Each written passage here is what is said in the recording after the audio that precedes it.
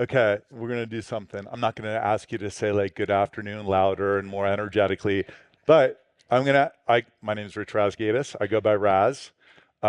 You are gonna get to say good afternoon, Mr. Raz. This will make sense in a minute. Good afternoon, Mr. Raz, because we're gonna be talking about a children's book today. So this is a little bit of an experiment. So let me give you a little bit of backgrounder here. I'm the co-founder and CEO of a company called FloWater, and I am just one of approximately 100 people in the United States, where we're headquartered in Denver, Colorado, started in Silicon Valley about 12 years ago. But I'm one of about 100 people that are committed to restoring America's drinking water and putting an end to single-use plastic water bottles. So I am thrilled to be here today. Normally, when I talk at various events and forums or media, I'm talking about glyphosate or PFAS fish contamination in certain lakes in Colorado, or I was down in Houston talking about some drinking water issues that they had as a result of fissures in the pipes, or EPA Senate confirmations, always a fun topic, or RFK and fluoride. And so I had this whole presentation prepared for, by the way, I'm just going to talk to you like we're all friends here because I feel like we are, but it's going to be better speaking together with you rather than presenting at you. And I had this whole presentation prepared around the systemic failure that we are undergoing in our drinking water in the United States today. And that water, I believe, and many others believe, is a fundamental human right that everyone deserves access to clean drinking water. Then I have all my data and all my slides and the expository around that. And Amy's like, okay, I saw your outline, but what if you wrap this into the book that you wrote? And I wrote a kid's book. And so with that challenge, we're going to actually do a little bit of an experiment today with a journey that I'm going to kind of try to take you through adolescence and back to adolescence and then into adulthood and then back to adolescence. And so I wrote a kid's book, and I never thought I'd write a kid's book. I was doing a reading, 3 weeks ago in my hometown of Columbus, Ohio, and one of the kids, I mean, it's funny, these kids have 10,000 questions. It's beautiful. I have told my team at the headquarters that if they don't ask more questions during our all hands meetings, I'm just going to enlist one of these kids to come in and fire off 50 questions. So one of the kids' questions was, did you always want to be an author when you were a kid growing up? And I was like, no, like I wanted to be the quarterback of the Dallas Cowboys. I never even thought about being an author. And if you were in Texas, you'd say, well, why in the world would you want to be a quarterback for the Cowboys? But for only those of you that follow the Cowboys will know their plight. So I wrote this book, and we don't have a home product that we sell. And I talk a lot of my evangelism is around policy, regulatory reform, infrastructure. I'm going to talk a little bit about that as we go through this book. It's solving the big problem that's going to take 20, 30, 40, 50 years. But if we don't start today, tomorrow will never come.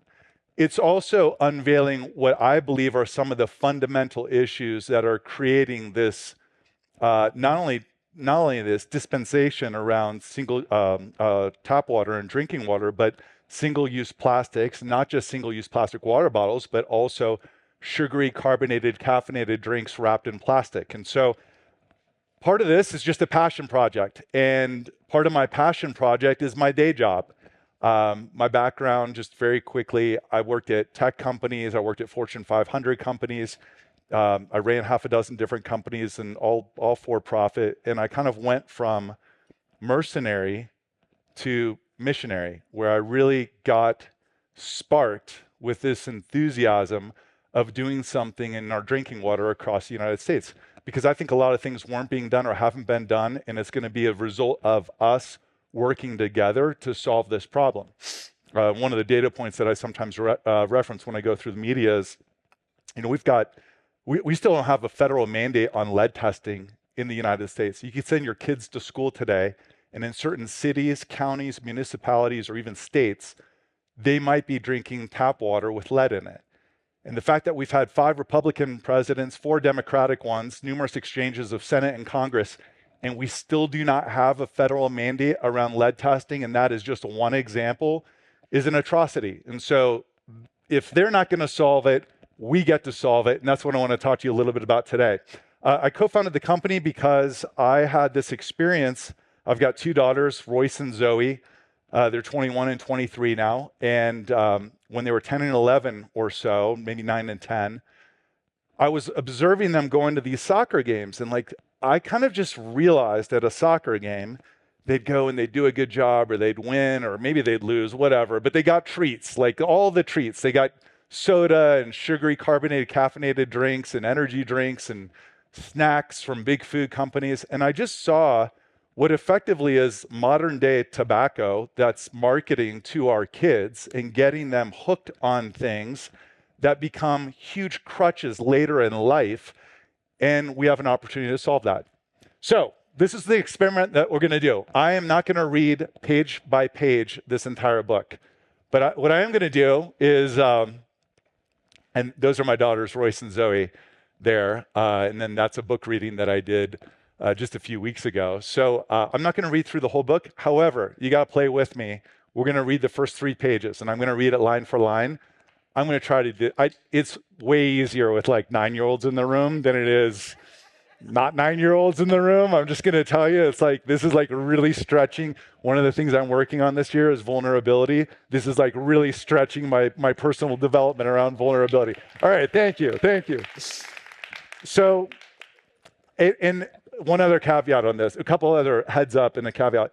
This book, I'm not trying to sell you a book, but if you buy a book, I've been donating all the profits and then some beyond out of just my other personal pocketbook.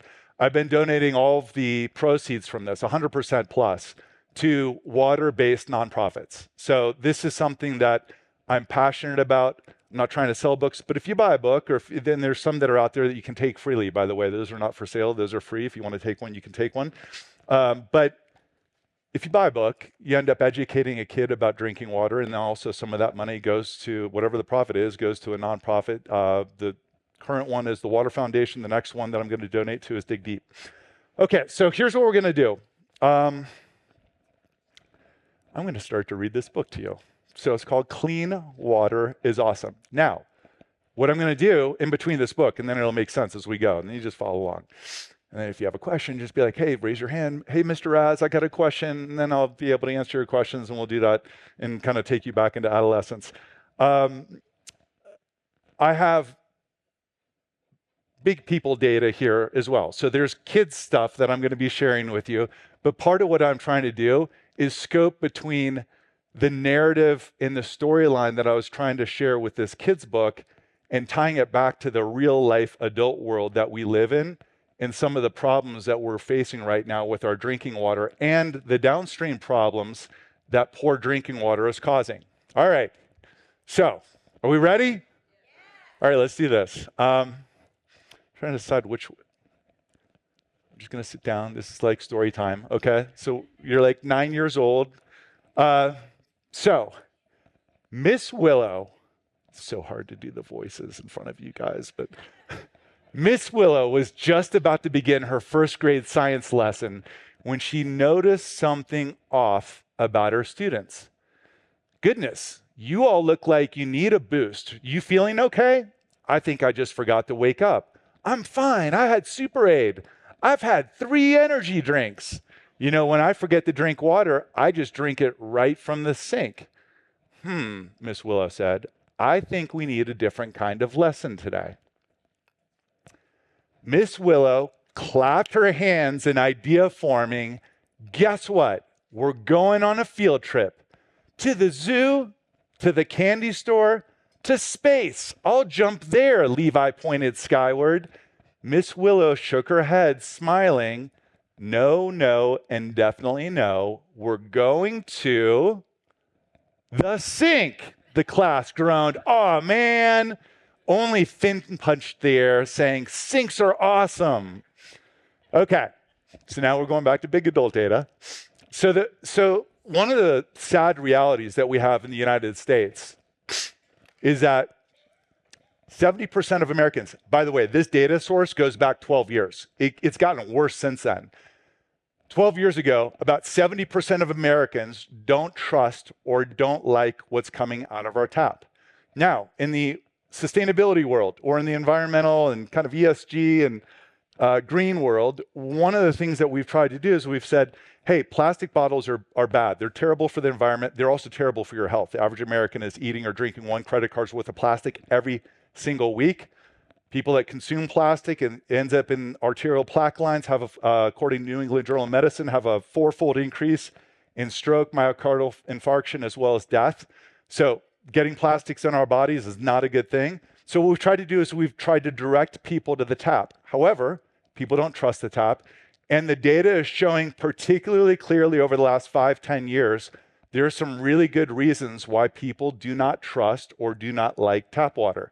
So some of this is going to be a little hard to absorb for those of you. I've got a slide for you that say, hey, I hear this all the time. I used to live in San Francisco. I heard it yesterday too. So I won't call out the people that said this, but they're like, oh, well, Hetchy water is really, really good. I used to say that as well. I used to have Hetchy water in San Mateo. So here's the data. This is really, really troubling. There are 70 to 80,000 chemicals that have been registered with the toxicology division of the EPA over the last 50 years. There's about 50,000 chemicals that are in use in the United States today. Lead is not a chemical. Look to the slide on the right. PFAS, that's just one of many thousands of different chemicals. Of these 50,000 chemicals that are in use in the United States today, there are fewer than 100 of these that are regulated by the Safe Drinking Water Act. And the Safe Drinking Water Act of 1974 has hardly been updated since then. So you look at that, there are about EWG, nonprofit group. At the very end of this, you'll see a QR code where you can actually QR with your phone, and then it'll take you to a FloWater website link where you can get EWG data that measures the water in your backyard or tells you what is in your zip code. EWG estimates there's about 200 million Americans that are drinking water contaminated with PFAS higher than 1 part per trillion. That's high. Doesn't sound like a lot. PFAS are something that are called a forever chemical. They're very, very difficult to get out of your body once they get in. Lead, 186 million people have been affected with drinking water with lead in it. It's estimated that about 56% of Americans over the last 5 years have been drinking tap water with lead in it. This is a major issue that we have in the United States today. Okay, so then now I'm not going to read the rest of the story. Now I'm just going to kind of tell you what happens to the story. So the journey begins. Students start to share what they know about water. Miss Willow challenges the class. What happens when we don't get enough water? You know, and like Levi's up there saying 60% water, I'm 100% karate. A wake-up call. Miss Willow starts revealing the surprising effects of dehydration. And then this leads us back to the data. And here's what happens. This is like a very insidious loop, and a lot of people don't understand this. They understand parts of it.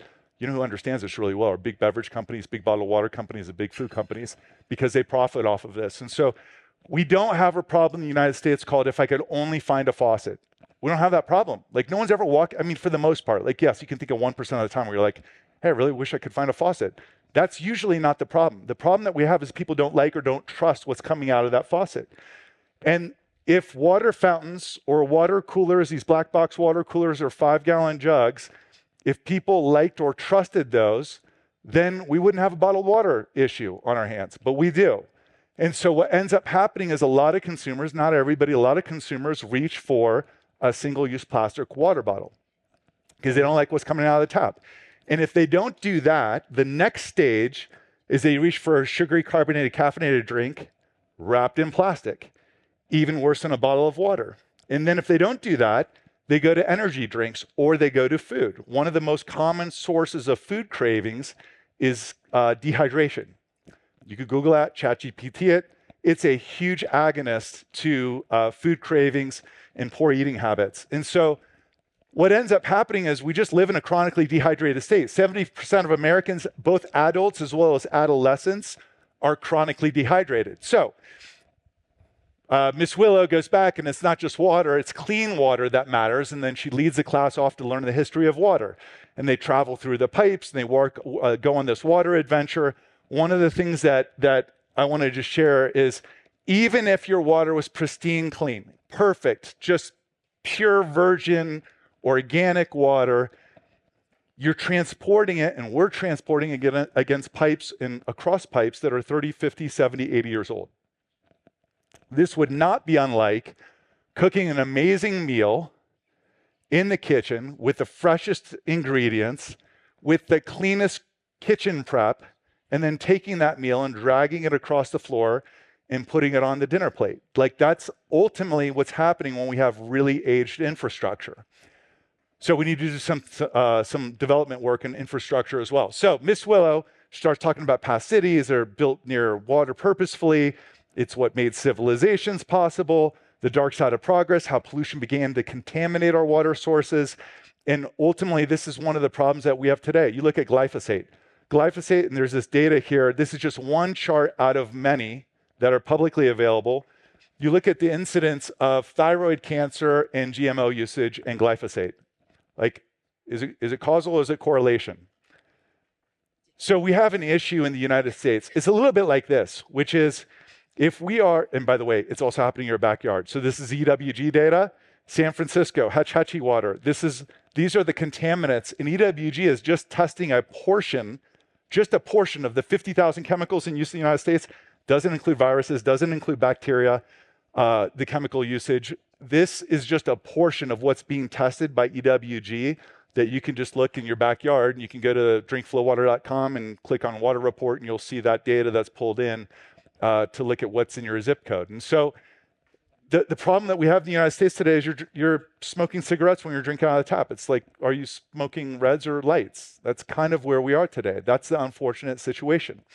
And so anyway, Miss Willow talks about why modern systems struggle, why it's critical to purify water at the tap, and then the students go home and they start to share their knowledge, and they start to share their knowledge with the parents. This is really a cool part of the book for me, because as I'm talking to these kids, I realize they know a lot more than a lot of the adults that I'm talking to. Microplastics, one kid was explaining to me the concept of photodegradation and how plastics photodegrade, not biodegrade, which I knew, but I didn't think she was going to know, and she's like 10 years old. So it's kind of an amazing experience to see how excited and interested and passionate these kids are.